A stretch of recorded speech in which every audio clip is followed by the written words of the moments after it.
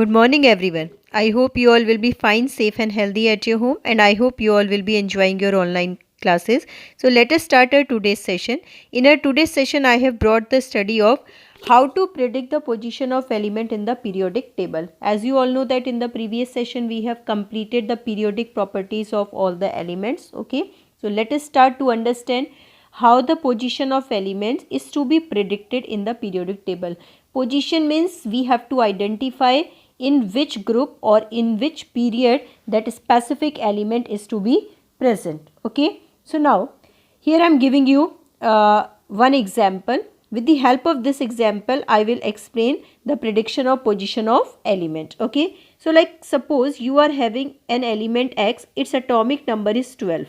Okay, and you have to predict its position in the periodic table, and even you have to identify the name of element. Okay, so first of all, what we will do, we have to do its electronic configuration, and its electronic configuration will be of 282. Okay, so now here you have to see how to find out the group number.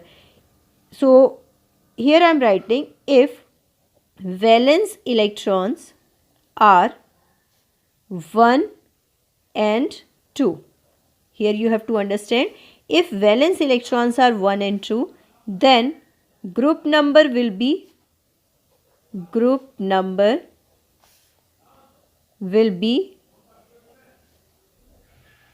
depend upon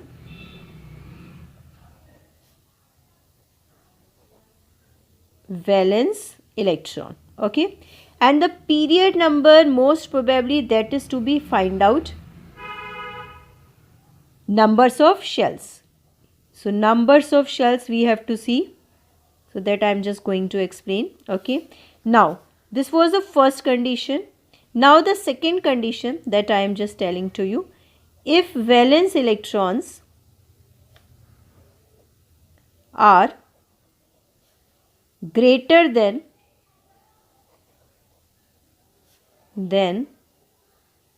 1 and 2, okay, then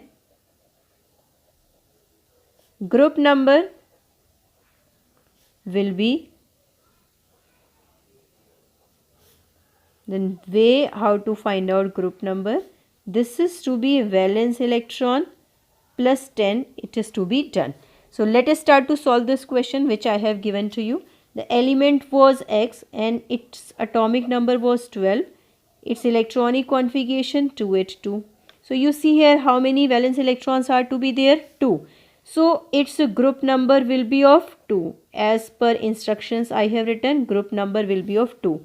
As we talk about the period number, so the period number that depends upon the number of shells. So you see here in the electronic configuration 3 shells are to be there. So its period number will be of 3.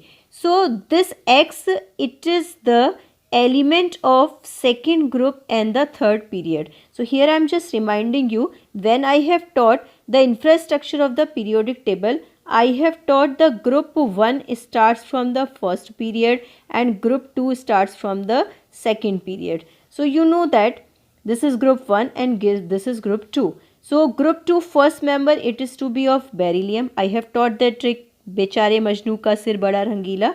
So BeMgCa.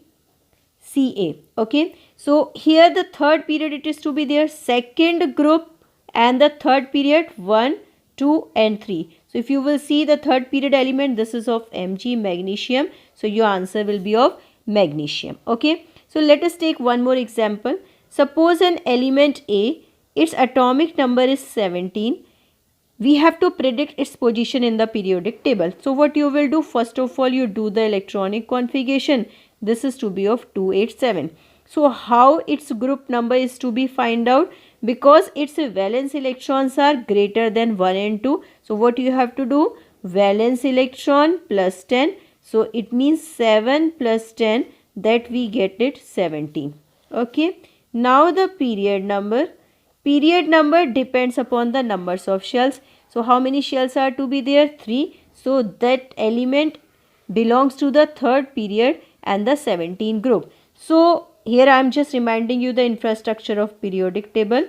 The group 18 starts from the first period Now group 17, as I have taught in the previous session, that starts from the second period. So this is group 17. So now first element of group 17, this is fluorine, then chlorine. Fasal bhar rahi aate ki, that trick I have taught. Okay. So now you see here period number, that is 3. So this is the first period, this is second period, and this is the third period. So the element which is coming, this is of chlorine. So this will be the answer of this question. Okay. So I hope you all have got it. How do we predict the position of specific element in the periodic table on the basis of their electronic configuration? That's all for today's session.